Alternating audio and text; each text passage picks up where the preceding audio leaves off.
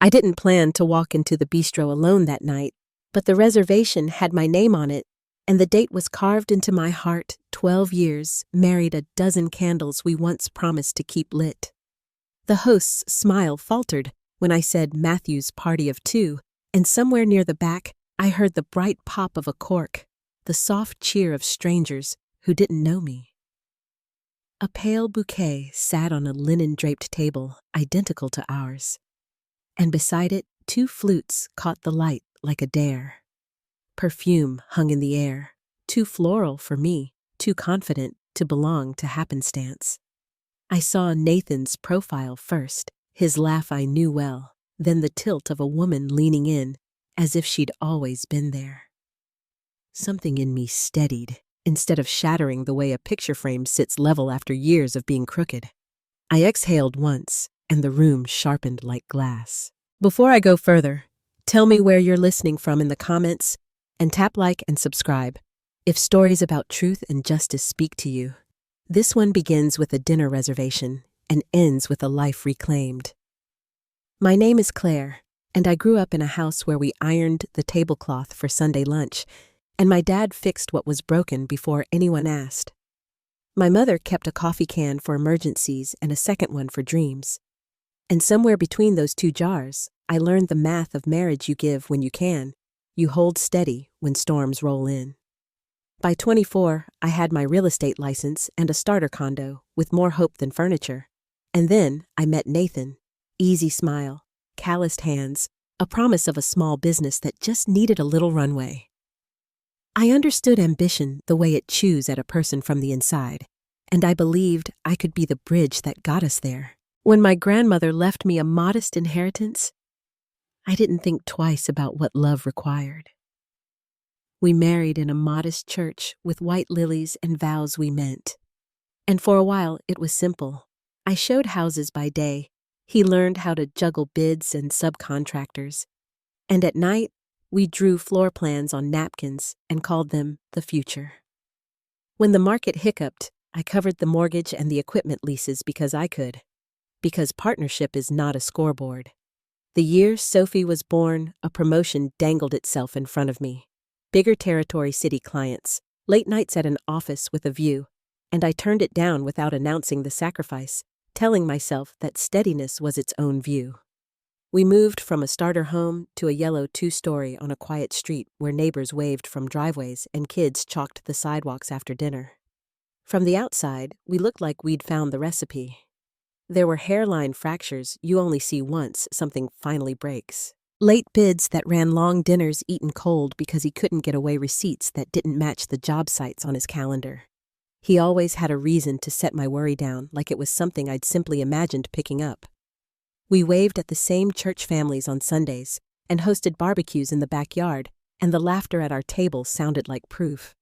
Sophie learned to ride her bike on the cul-de-sac, and I taught her to steer into the wobble, and sometimes I wondered if I'd learned that same trick myself. It's amazing what you can convince your heart to believe when the walls of your life look freshly painted. My parents called our home the house that love built, and I let them. It felt kinder than the house Claire financed, which is what those careful spreadsheets in my desk would have said. I kept my name on every important document because that's what my mother taught me, and I kept my eyes on Nathan's wins because that's what marriage taught both of us to perform. He liked to say, "We're a team," and I liked the way the word "we" sounded when he meant it. When he landed a commercial build, we celebrated with takeout and a movie on the floor because the couch was still on back order. And I can still remember the way Sophie fell asleep across both our laps, the 3 of us, a braid of limbs and quiet breath. Those are the photographs I kept in my mind when little things didn't add up. A week before our anniversary, Sophie mentioned casually that she'd seen Daddy at the park with Aunt Brooke, a name we hadn't taught her, and a person I hadn't met. She held his hand, my daughter said, not unkindly, like she was reporting the weather. I told myself business contacts sometimes meet at parks, that some people are friendly huggers, that 9-year-olds misinterpret what they see. That night, I wiped down the counters twice and couldn't shake the scent of a perfume I didn't own from Nathan's jacket, a sweetness that made my teeth ache. The next morning, I booked the dinner anyway, typed my name into the reservation line like a promise to myself, and set a red reminder on my phone so I wouldn't forget who I intended to be when the day came. I didn't plan to test anything. I planned to celebrate. On the afternoon of our anniversary, Nathan texted that something came up, a phrase with a shrug baked into it, and said we'd do it right next week. The words slid off my screen like oil, leaving a film of doubt I could finally see. I changed into the black dress I always felt like myself in, looked in the mirror long enough to remember my own face, and drove to the bistro with both hands on the wheel, telling myself that if everything was fine, I'd be the first to exhale. The host asked if I wanted to wait at the bar, and I told him I'd find my party. The room was warm, lively, unbothered by my private storm, and somewhere near the back, 2 glasses chimed like a bell calling me forward.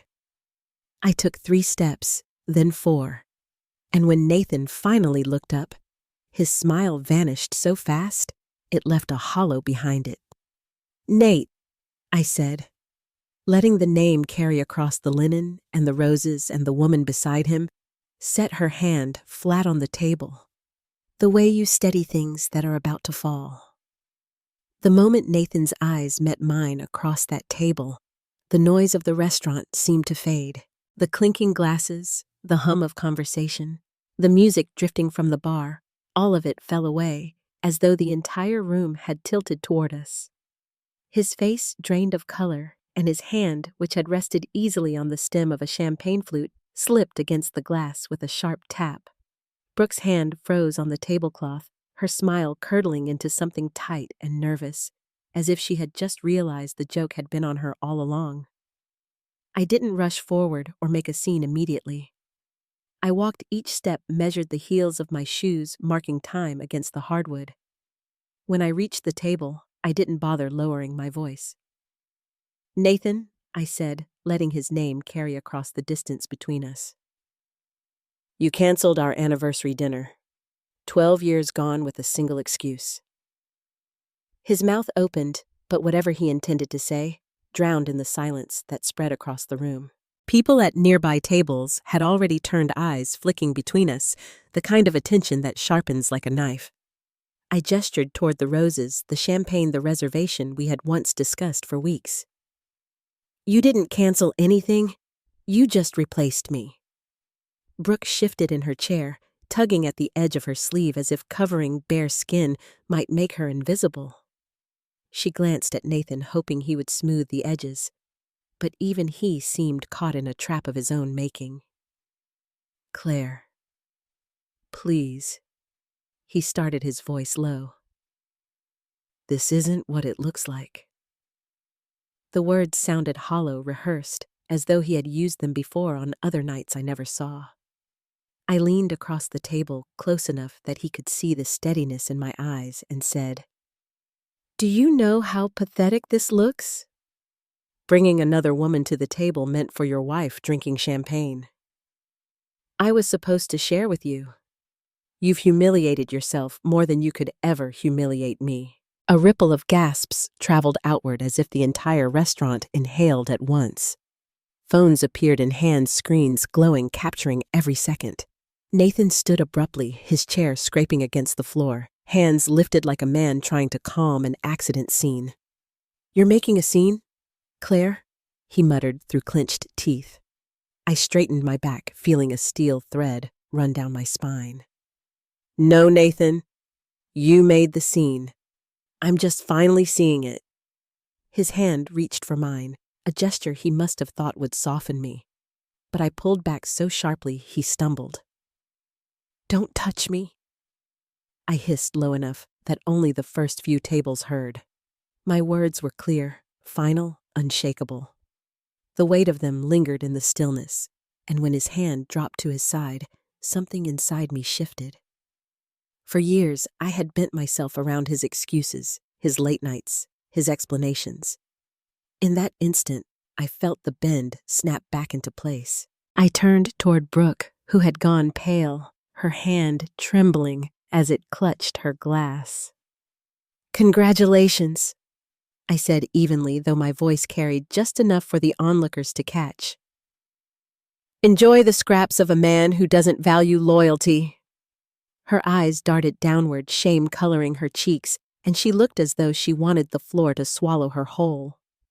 Without another word, I plucked the roses from the center of the table, their stems slick against my palm, and let them fall to the ground. The petals scattered at Nathan's feet, and then I walked away, my head high, the air crisp against my cheeks as I pushed through the door. Outside, I stood still for a moment, the night breeze pressing cool against the heat in my face. My hands were shaking, though not from fear, but from a surge of something that felt startlingly close to freedom. I walked slowly down the sidewalk, each step heavy but firm, the stares of strangers following me through the glass. For 12 years, I had played the role of the steady wife, the supporter, the one who smoothed every rough edge. That night, as I stepped away from the restaurant, I felt something close within me, and something else crack open. Back home, the silence of the house was deafening. The hum of the refrigerator, the tick of the wall clock, even Sophie's framed school photos on the mantel seemed to press in on me. I sat in the living room with only the dim lamp lit and stared at the wall, the sound of that slap, sharp and final, still ringing in my ears. My mind ran through every sacrifice, every compromise, every excuse I had swallowed whole. My grandmother's inheritance had been poured into Nathan's business, into our home, into bills he had promised to cover next time. I had turned down promotions, stepped back from opportunities, all under the banner of family. Sitting in the dark, I realized I had been the scaffolding holding up a structure he had no right to claim as his own. The warning signs had been there. Receipts shoved into pockets from places he had no reason to be. Shirts that carried traces of perfume I didn't wear, late-night calls that went unanswered. Each time, I chose to believe the easy explanations. Meetings ran long, suppliers insisted on another round, waitresses wore heavy scents. I told myself that trusting your husband meant pushing doubt aside. Tonight proved otherwise. What haunted me most wasn't just the betrayal at that table, but the way Sophie's voice echoed in my memory. A week earlier, she had mentioned Aunt Brooke at the park holding her daddy's hand. Her words were innocent, but her eyes had been searching mine, waiting for me to confirm or deny something she already sensed. I had brushed it off, unwilling to burden her with suspicions I couldn't face myself. Now I saw clearly my daughter had noticed truths I had been too afraid to name. I walked upstairs and opened her bedroom door. She was asleep, her chest rising gently, her favorite stuffed rabbit tucked beneath her chin. I stood there longer than I should have, listening to the steady rhythm of her breath, knowing that every decision I made from here on had to be for her. She deserved a mother who didn't look away from what was obvious, a home built on honesty instead of illusions. When I finally lay down in my own bed, the sheets felt foreign, the space beside me too wide. But beneath the ache and the rawness, a new certainty took root. If Nathan thought I would remain the silent partner in his life while he traded loyalty for attention, he was wrong. He might have tried to replace me at that table, but he would not erase me. The humiliation he intended for me would be the weight he carried instead. As I stared into the darkness, my breathing steadied. The truth was no longer something to fear. It was the weapon I had been too timid to wield. I promised myself that night I would never again let him write the story of our life without my consent. He had chosen betrayal. I would choose justice. And justice, I knew, would not come quietly. The morning after that night at the bistro, I woke with swollen eyes and a headache that made the sunlight feel sharper than usual. The pillowcase was still damp from tears I must have cried in my sleep, and for a moment I thought I might simply lie there and let the day pass without me. But the clock on the dresser ticked forward, and I remembered that Sophie would wake soon. I couldn't let her see me shattered. I pulled myself upright, splashed cold water on my face, and stared at the woman in the mirror. My reflection looked hollow, but beneath the puffiness and fatigue, there was something else, an ember I hadn't noticed in years. Downstairs, the house was quiet, though it seemed to hum with the weight of what had been revealed. I poured coffee into my favorite mug and held it with both hands, the warmth steadying me as my thoughts circled. Every inch of this home carried my fingerprints, the mortgage payments. I covered the furniture, bought with my grandmother's inheritance, the paint colors I had chosen after hours of searching through swatches. For years, I believed I was building something with Nathan, but now I saw the truth. I had been the builder all along, and he had been standing on a foundation I created. That realization stung, but it also lit something inside me. I thought back over the years, remembering how easily he had persuaded me to let opportunities pass by. When Sophie was born, I turned down a promotion that would have taken us to San Francisco. Nathan said Sacramento was where his business could thrive, that uprooting wasn't worth it. I agreed, telling myself family mattered more than ambition, that love meant sacrifice. I did not see how each sacrifice chipped away at who I was. Little by little, I stopped making choices for myself. I made choices for us, except the us turned out to be a mirage I carried alone. There had been signs. Nights when Nathan came home smelling faintly of perfume, his shirt collar creased like he had been touched. Receipts from bars and restaurants I had never visited crumpled and shoved into his pockets. Each time I asked, he dismissed my concerns with a quick smile and smooth excuses. He was meeting clients, dining with suppliers, brushing off waitresses who wore too much fragrance. I wanted to believe him because the alternative was unthinkable. Believing he lied meant admitting I had poured my life into a hollow frame. So I chose to silence my doubts and let his explanations cover my unease. Sophie, though, had seen more than I wanted to admit. Just a week earlier, she told me she had spotted her father at the park with Aunt Brooke. She said it casually, her small voice light, but her eyes searched my face as if she knew the truth needed confirming. She held his hand, Sophie added like it was nothing unusual. I brushed it aside at the time, telling myself she was mistaken. But children notice things adults work hard to ignore. She had already sensed what I refused to face.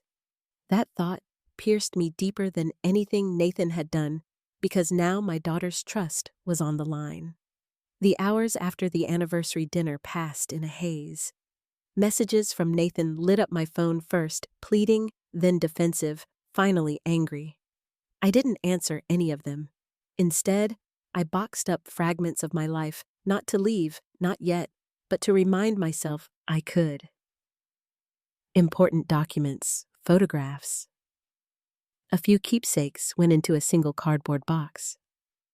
I set it by the front door like a quiet declaration. If I chose to walk away, I could. The house might echo without me, but I would not echo without it. When Sophie came home from school that day, she noticed the box. "Are we moving, Mom?" she asked, her voice hesitant. I knelt down to meet her eyes, brushing a strand of hair behind her ear. "Not right now," I told her softly, "but we're going to make sure this house always feels safe for us." She nodded, but I could see the question still lingering behind her gaze. Children know when something is wrong, even if they can't name it. I hugged her tightly, promising myself that whatever came next, she would not carry the burden of Nathan's choices.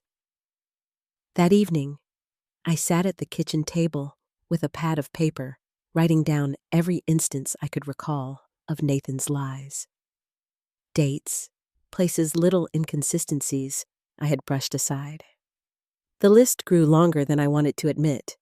The paper blurred at times from the tears that came uninvited, but I kept going because the act of writing gave me something to hold on to.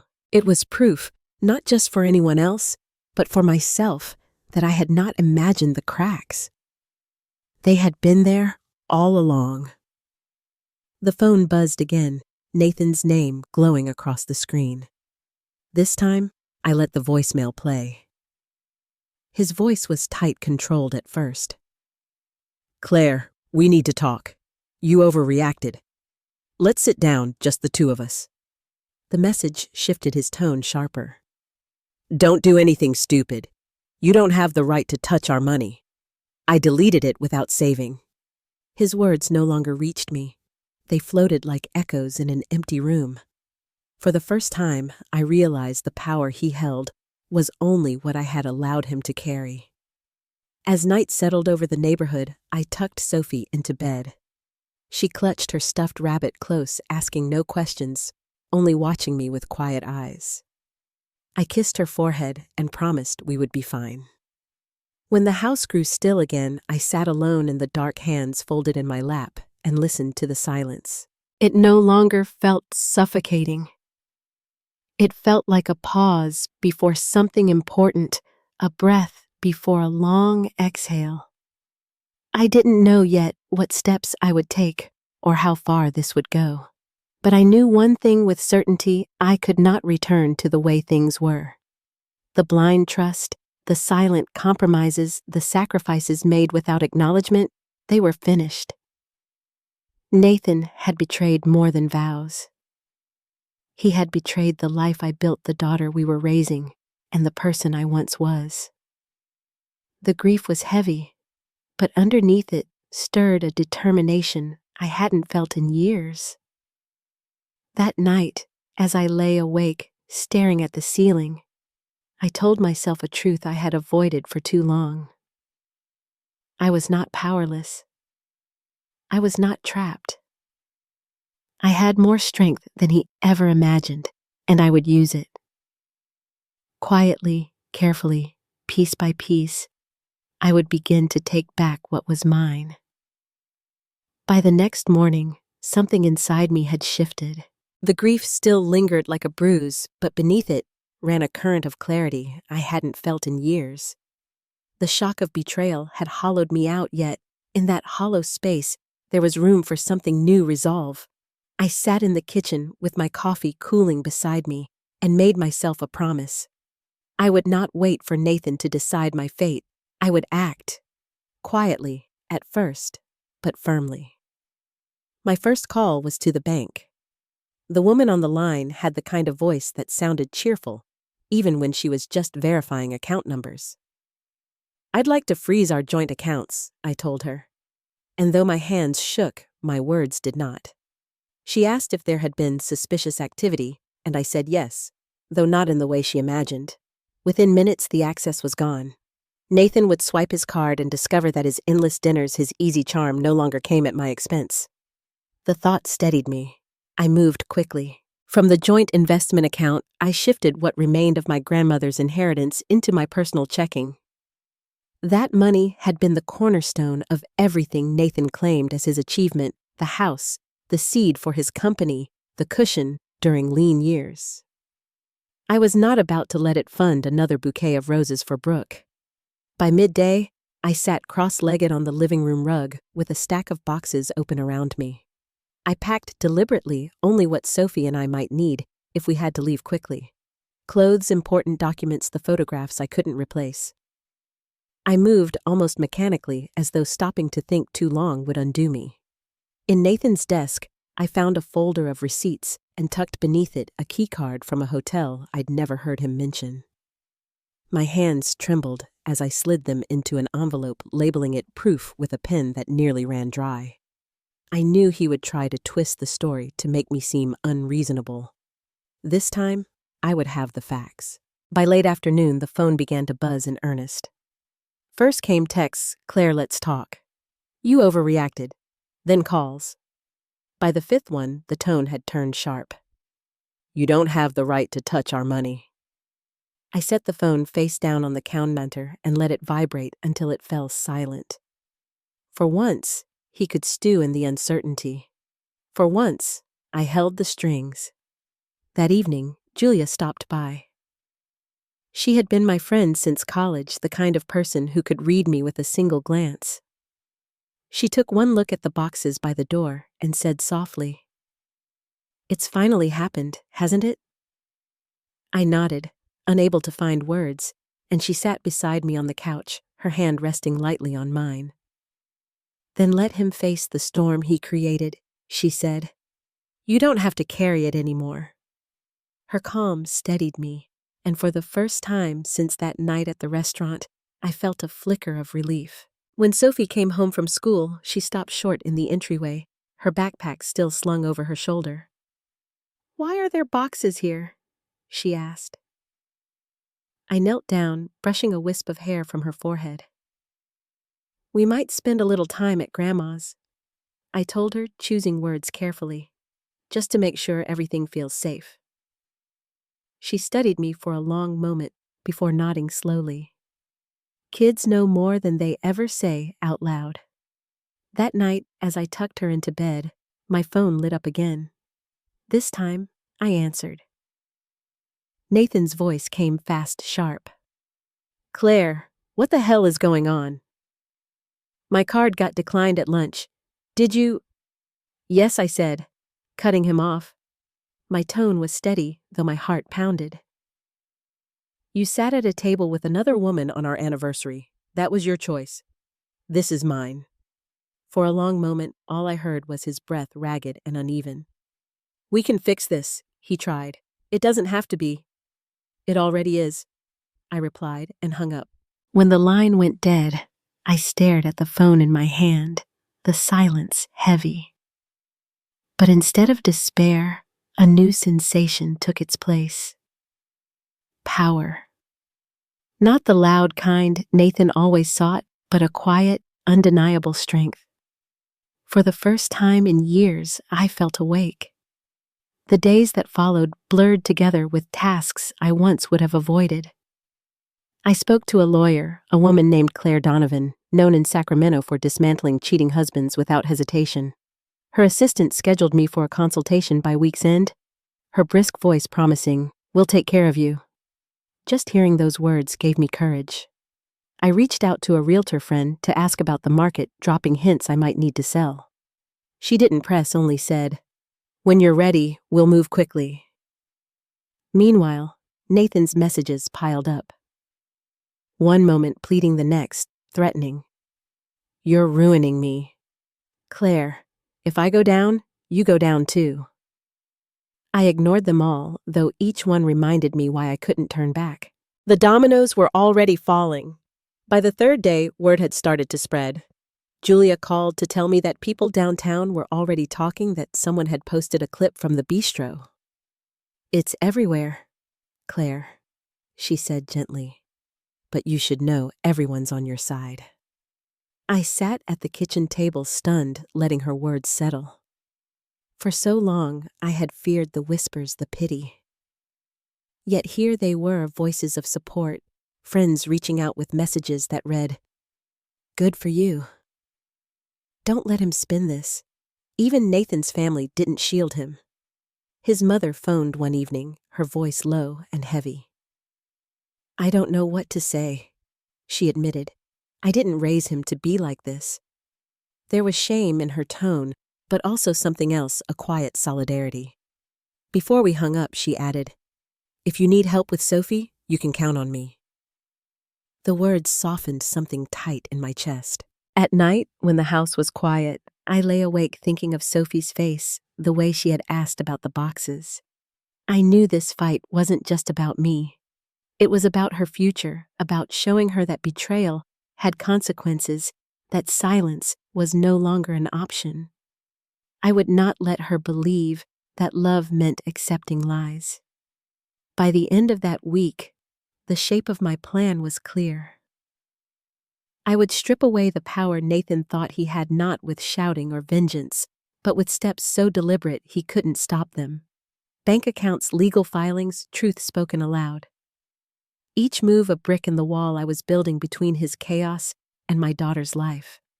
I could see now that the woman who walked into that restaurant expecting an anniversary celebration was gone. In her place stood someone different, someone who would no longer shrink to keep the peace.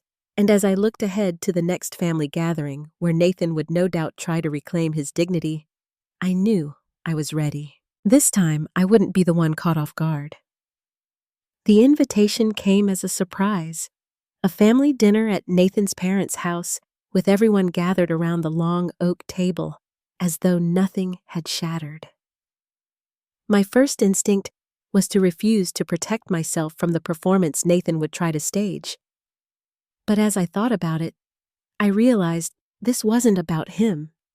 It was about reclaiming space, about refusing to let him control the narrative.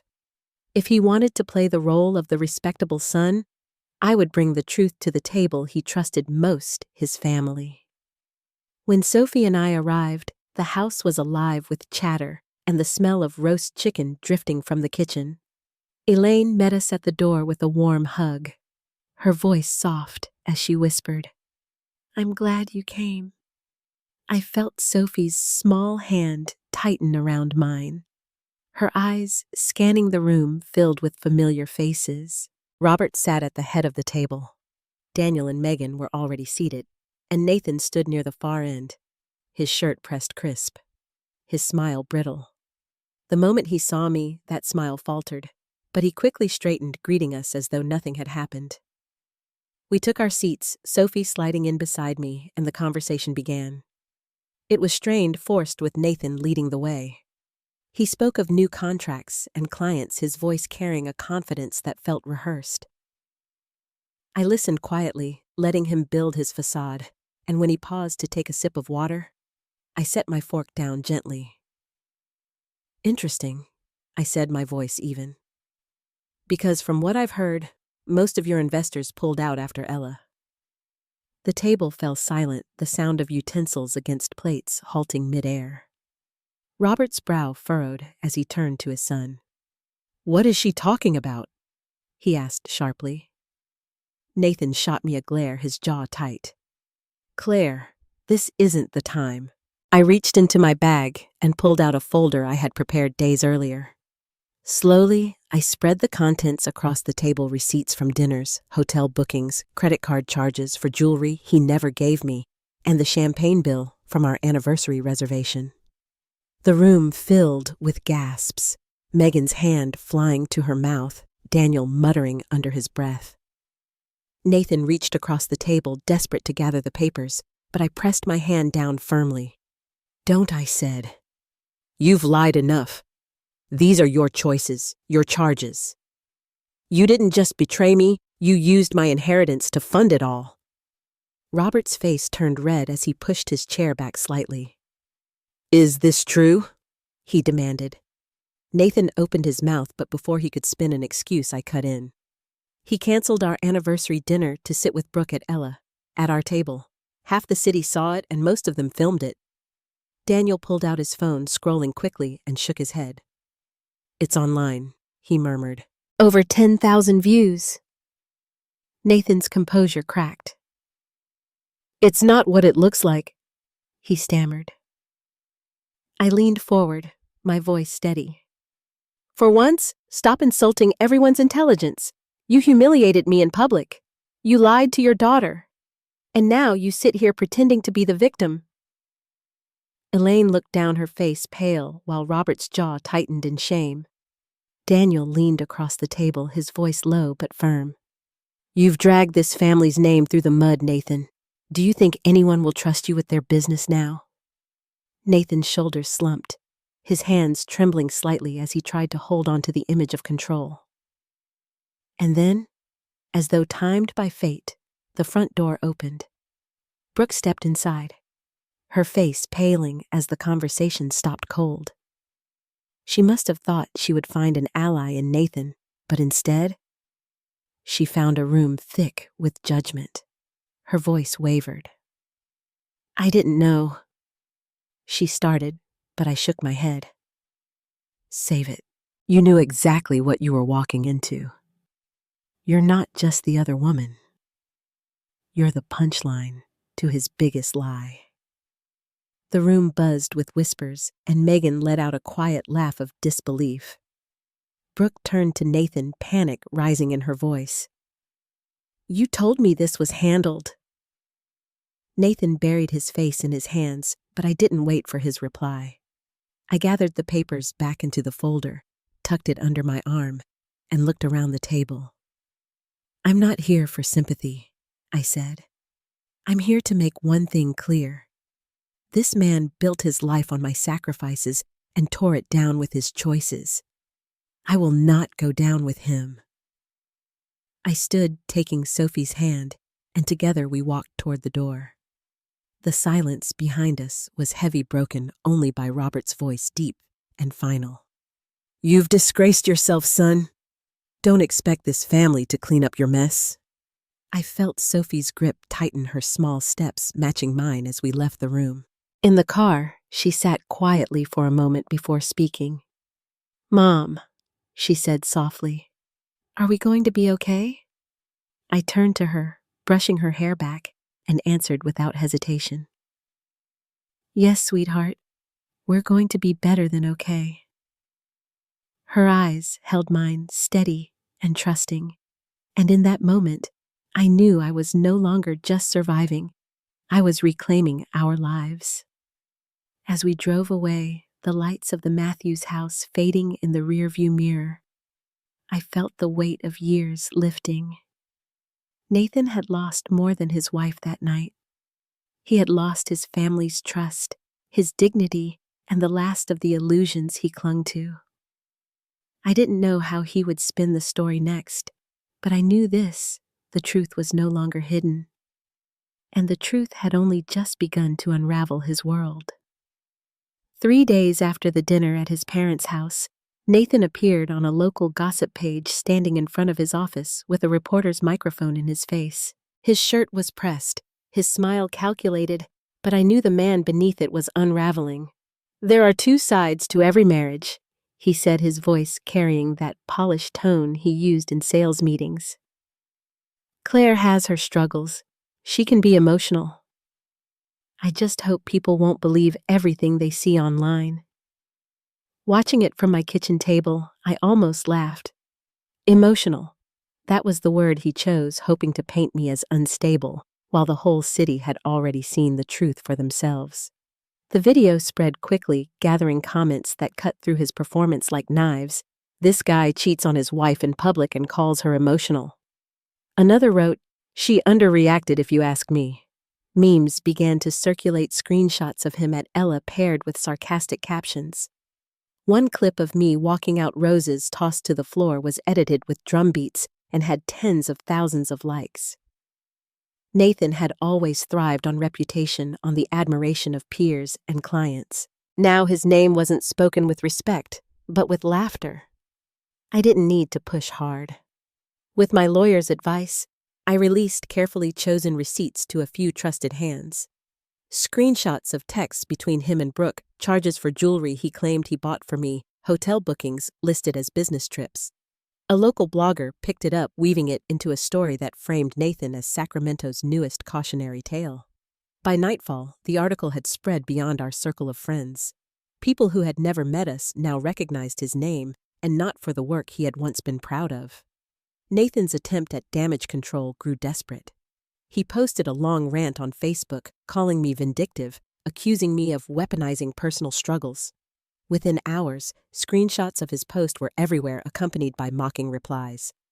One person wrote, "My guy, you weaponized your anniversary reservation." The comments piled up until he deleted the post, but the damage was already done. The internet had carved him into a caricature, and once that happens, there's no putting the mask back on. Meanwhile, Brooke vanished. Her once lively social media went private, her posts scrubbed clean. Word reached me that she had left her job at the marketing firm after coworkers couldn't resist whispering about Ella whenever she walked into a room. The fantasy she thought she had stepped into with Nathan collapsed quickly, leaving her with nothing but the debris of his lies. One evening, as I was folding laundry, my phone rang. It was Nathan. His voice tired, the edges frayed. "Claire, you have to stop this," he pleaded. "I can't go anywhere without people staring. I can't open my phone without being tagged in some joke. You've made your point." I let the silence stretch before I answered. "No, Nathan. I'm just getting started. You humiliated me in public. Now you know what real humiliation feels like." I hung up, my heart racing, not with fear, but with a sense of justice, long overdue. The next morning, his face appeared on the local news. The anchor's voice was measured as she spoke. Sacramento businessman Nathan Matthews faces growing backlash after a viral video showed his wife confronting him at Ella Dining Room on their anniversary. The hashtag #TeamClaire has trended for 3 days. They cut to footage of him outside his office again, trying to smile while reporters pressed for answers. I sipped my coffee slowly, letting the moment sink in. For years, I had lived in his shadow, supporting him quietly while he soaked up attention. Now the spotlight was mine, and it was burning him alive. The fallout reached his business quickly.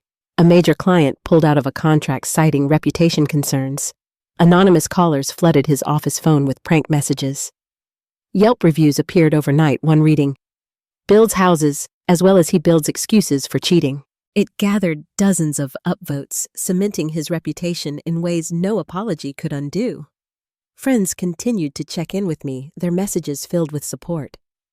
Julia came over with a bottle of wine one evening, shaking her head as she scrolled through the latest memes on her phone. "He always thought he was untouchable," she said. "Now he's just a punchline." I smiled faintly, knowing she was right. I hadn't asked for this spotlight, but I wouldn't turn away from it either. Every time someone laughed at him, the power he once held over me slipped further away. At Sophie's school, one of the other moms stopped me in the parking lot, her voice low but kind. "Good for you, Claire. Don't let him walk all over you." Her words lingered as I buckled Sophie into the car, a reminder that even strangers could see the strength I had finally chosen to claim. Sophie watched me carefully, her little brow furrowed, but she didn't ask questions. Later that night, as I tucked her into bed, she whispered, "I don't like Aunt Brooke. She smiles too much." I hugged her tightly, holding back tears. She deserved better than a father who taught her that lies were normal. Each day brought new ripples. Nathan's investors drifted away. His employees began to leave, and even his own family distanced themselves. Robert called me one evening, his voice heavy with disappointment. "Do what you need to do for Sophie," he said. "Nathan has made his bed." I could hear the finality in his tone, and I knew Nathan had lost more than just me. He had lost the foundation of trust his family once gave him. Through it all, I kept my focus. This wasn't about vengeance for vengeance's sake. It was about showing Sophie that actions have consequences, that betrayal has a cost. Nathan had chosen his path when he sat at that table with Brooke. I was simply making sure the world saw the truth of where it led him. By the end of that week, his name was no longer attached to contracts or projects. It was attached to a scandal that followed him everywhere. And as much as he tried to claw back control, he couldn't. The story was out, and the story wasn't his anymore. By the time the first court date arrived, Nathan's polished exterior was already cracking. He walked into the courthouse in a tailored suit, shoulders back, as though he could still charm his way through.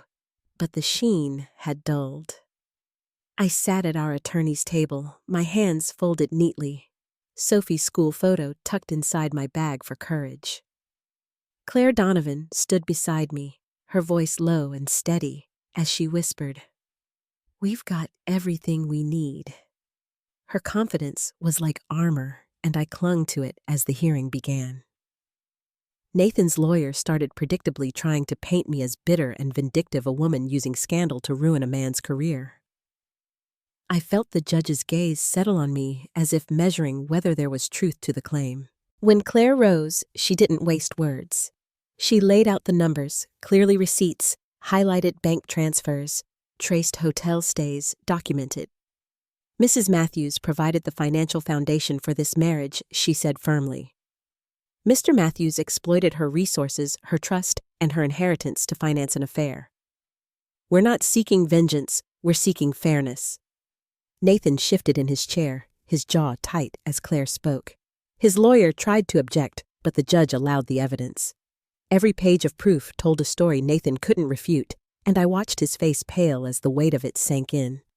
When the conversation turned to custody, my chest tightened. Nathan insisted he was a good father, that despite his mistakes, he deserved equal time with Sophie.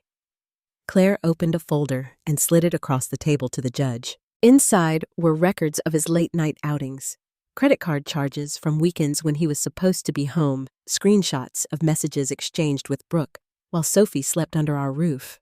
I steadied my voice as I spoke for the first time. I want my daughter to have a father, I said carefully. But I won't let her grow up thinking this is normal. She deserves stability, and right now, I am the only one who can give it. The judge listened, his expression unreadable, then finally nodded. Primary custody granted to me, with supervised visits for Nathan, until he could demonstrate responsible behavior. The words echoed through the courtroom like a gavel striking twice. Nathan slumped back the fight, leaving his shoulders. I kept my face calm, but inside relief surged like a tide. Outside of court, the fallout continued. Nathan's business had already been bleeding. Now the cracks widened. Contracts collapsed, investors vanished, and his employees, most of whom had quietly known more than they admitted, resigned one by one. A few even reached out to me privately, apologizing for the silence. We saw things, one message read. We didn't realize how deep it went. We're sorry. At home, Sophie adjusted slowly. She asked fewer questions about her father, but when she returned from her supervised visits, she came home quiet, thoughtful. One evening, she sat at the kitchen table, chin resting on her hand, and said softly, I don't think Daddy knows how to be happy. Her words cut deeper than any of Nathan's betrayals, because they came from a child's clear-eyed wisdom.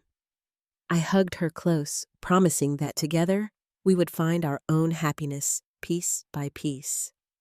Weeks later, the final division of assets was decided. Claire pressed hard, and the court agreed. The house came to me along with a majority share in what remained of Nathan's company and restitution from his portion to repay my inheritance. He was left with little more than debts, his old truck, and the clothes on his back. When the gavel fell for the last time, Nathan sagged in his chair, his head bowed, while I gathered my papers and walked out with Sophie's hand in mine. Reporters called questions, but I only paused long enough to say, I feel free. The image of Nathan sitting on the curb outside his former office reached me days later through a photo a friend sent. Boxes stacked beside him, head in his hands, the man who once strutted into restaurants now looked small, diminished, and defeated. I stared at the photo for a long time, not with triumph, but with a strange, quiet peace. He had gambled my loyalty against his ego, and he had lost. Our final confrontation came unexpectedly in the empty echo of the house we once called home. Movers had cleared most of it, leaving bare walls and a single couch too old to bother hauling. Nathan showed up uninvited, his shoulders slumped, his face drawn and unshaven. For the first time in years, he looked human, though pitifully so. I've lost everything, he said, his voice rough. The business is gone. Investors cut me off. Brooke's long gone. My dad won't even return my calls. Half the time, I'm sleeping in my truck. His eyes watered, his voice breaking. I know I don't deserve it, but I'm begging you. Please, can we find some way back for Sophie for us? I stood against the wall, arms crossed, letting the silence stretch. For us, I repeated softly. You only came back because you hit rock bottom. You didn't care about us when you spent my inheritance on hotel rooms. You didn't care when you put Brooke in my seat at Ella. Don't pretend this is about Sophie. This is about you." He flinched, but still pressed on. "I was stupid. I let my ego get the best of me. But I can change Claire. I swear I can change. We can rebuild." His words were desperate, almost frantic. I shook my head slowly. "You don't get it, Nathan. You burned the bridge between us.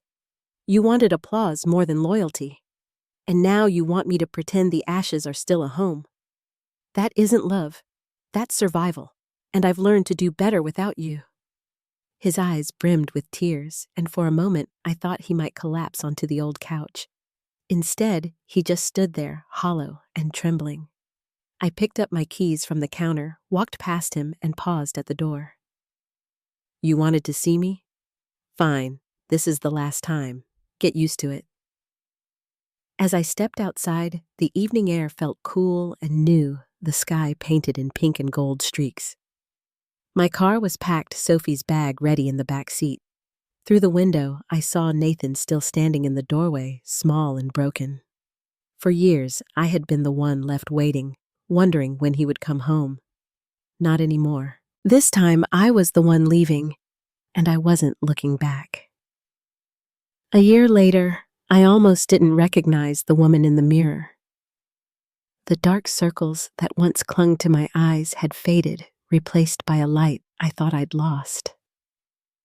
My shoulders no longer carried the weight of secrets, and my reflection looked like someone who had survived the storm and learned how to stand tall again. Sophie and I settled into a smaller house on the east side of Sacramento. Nothing grand, but full of sunlight. She decorated her own room with poster string lights and stacks of books, and every time I heard her laugh, drifting down the hall, I knew we had made the right choice. Our happiness wasn't complicated. It was Saturday morning pancakes, road trips with the windows rolled down, and movie nights that ended with both of us asleep on the couch. The absence of tension was its own kind of luxury. I returned to real estate with fresh determination, and something remarkable happened. Clients who had followed our story reached out choosing to work with me because they admired my resilience. What Nathan saw as my humiliation became my momentum. I built my reputation not as someone's wife, but as Claire Matthews, a woman capable of holding her own ground. Success came not from sacrifice this time, but from finally believing in myself. Nathan's name, meanwhile, drifted into the background. He no longer walked with that familiar swagger, and the last I heard, he was renting a single room from an old friend scraping by with odd jobs. He called a few times, always with the same desperate tone, but I stopped answering. His voice belonged to a chapter that had ended. The man who once dictated the rhythm of my life was now only an echo fading into irrelevance.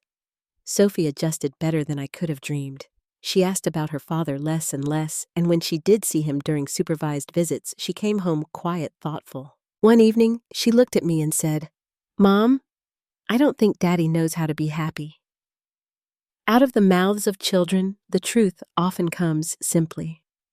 I hugged her and told her that was why we had to make our own happiness, and every single day, that's what we did.